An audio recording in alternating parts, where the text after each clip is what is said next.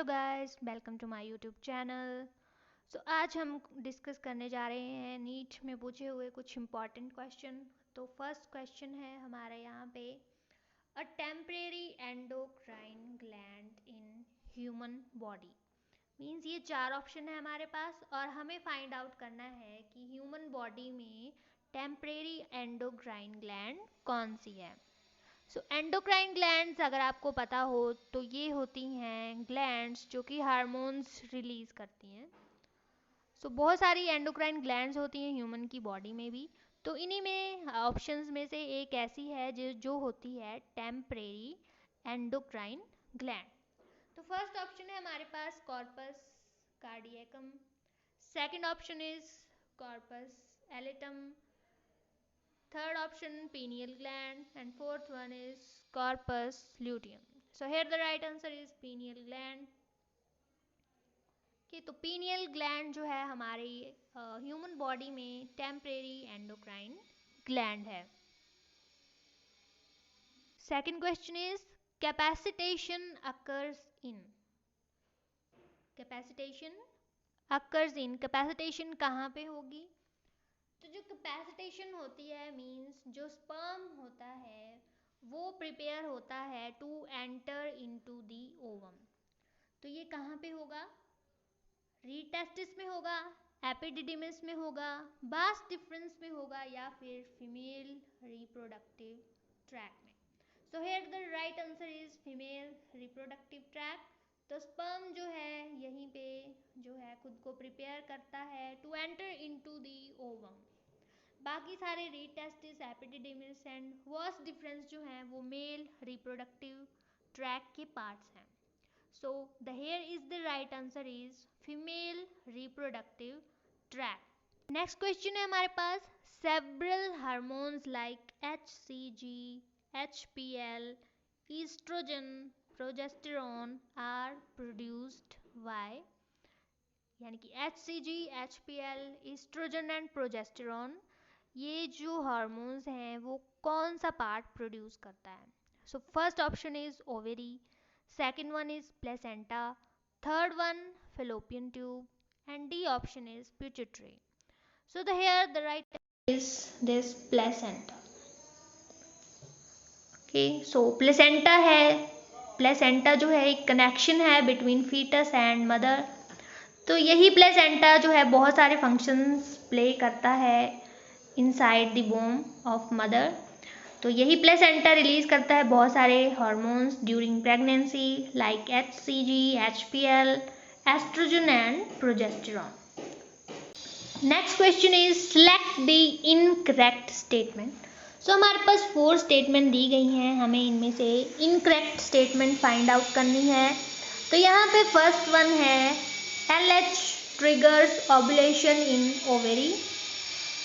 B option, LH and FSH decreases gradually during follicular phase.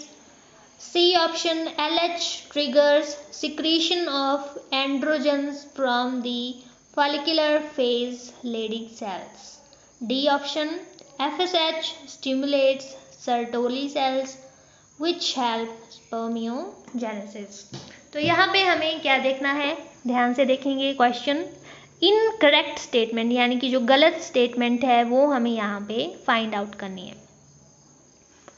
तो first one है LH triggers ovulation इन ovary. ये तो सही है, करेक्ट स्टेटमेंट है एकदम। Second one, LH and FSH decreases gradually during follicular phase. This is incorrect one. क्यों? क्योंकि LH और FSH जो हैं उनका अमाउंट जो है वो इंक्रीज होता है during follicular phase. B is the right answer. This is an incorrect statement. Third statement थी हमारे पास, LH trigger secretion of androgen from the follicular phase Leydig cell. तो लेडिक सेल से जो एंड्रोजन रिलीज होते हैं, सिक्रीट होते हैं, वो ट्रिगर करता है luteinizing hormone. This is also a correct statement. Fourth one थी हमारे पास, FSH stimulate the Sertoli cells which help spermiogenesis. This is absolutely right, because FSH जो है वो स्टिमुलेट करता है मेल्स में सर्टोली सेल्स को कि वो स्पर्मियोजेनेसिस यानी कि फॉर्मेशन ऑफ स्पर्म जो है वो परफॉर्म करे. सो here the right answer is B and B is the incorrect statement. Next question is fetal ejection reflex in human female is induced by. Means human female में fetal ejection reflex किस चीज़ से induce होती है. A option differentiation of mammary glands, B option pressure exerted by amniotic fluid, option C release of oxytocin from pituitary, option D fully developed fetus and placenta. So here the right answer is D,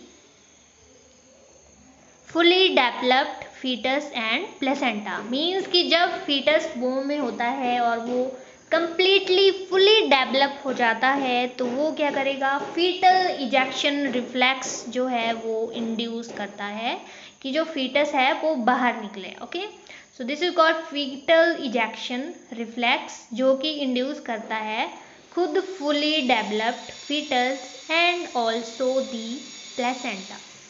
next question, movement of non motile male gamete up to female gamete is known as. Means movement of non motile male gamete. Male gamete means non-motile, non-movable. Up to female gamete. जब non-motile male gamete जो है वो female gamete के पास जो है वो movement करता है तो उस तरह की मूवमेंट को हम किस नाम से जानते हैं. So first option is siphonogamy, second option triple fusion, option c syngamy या फिर ऑप्शन डी पोरोगैमी. तो यहाँ पे है हमारे पास non motile gamete up to female gamete. तो मेल यहाँ पे याद रखने वाली बात है नॉन मोटाइल है, जबकि मोस्टली केसेस में हम देखते हैं कि जो मेल होता है दैट इज मोटाइल कि मूवमेंट शो करता है, बट यहाँ पे नॉन मोटाइल होगा. तो मीन्स क्या हो सकता है इसका answer. First one siphonogamy, second one triple fusion, third one syngamy या फिर option d porogamy. So here the right answer is siphonogamy. कि तो सिफोनोगैमी में क्या होता है, जो नॉन मोटाइल मेल गैमीट होता है वो फीमेल गैमीट के पास जो है वो मूवमेंट करता है.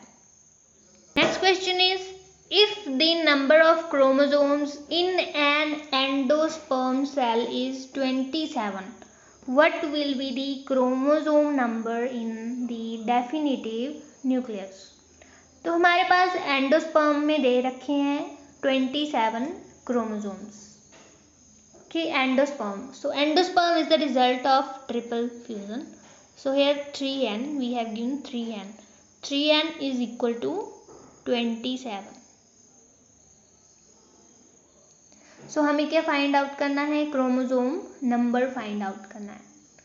सो यहाँ पे हमारे पास जो n होगा दैट इज 27/3. सो 3 9 दी 27. तो n हमारे पास आ गया है 9. एंड पूछा गया है कि what will be the chromosome number in the definitive nucleus. So we know nucleus is diploid कि 2n and n is equal to 9. So 2 into 9 equals to 18. Okay, so the right answer is 18.